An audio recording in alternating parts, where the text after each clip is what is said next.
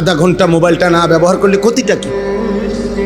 1 ঘন্টা মোবাইল না করলে, ব্যবহার না করলে এখন বাংলাদেশ কাইতেই যাবে। তাইলে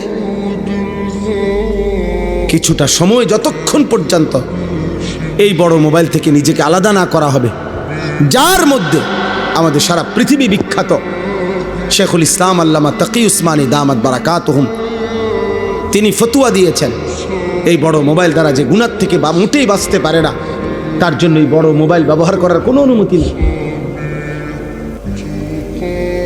এক মুসলমান তার সকল কিছু ব্যবহারের ক্ষেত্রে হালাল হারামের কিছু নাই, জায়েজ না জায়েজের কোনো বিধান নাই। আমার মন চাইলেই হলো। আল্লাহ আমাদেরকে হেফাজত করেন।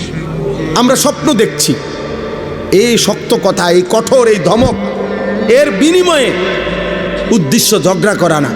আলহামদুলিল্লাহ একটা স্বপ্নে আছি, স্বপ্নটা হলো আগামীর পৃথিবীতে ইসলামের বিজয় হবে,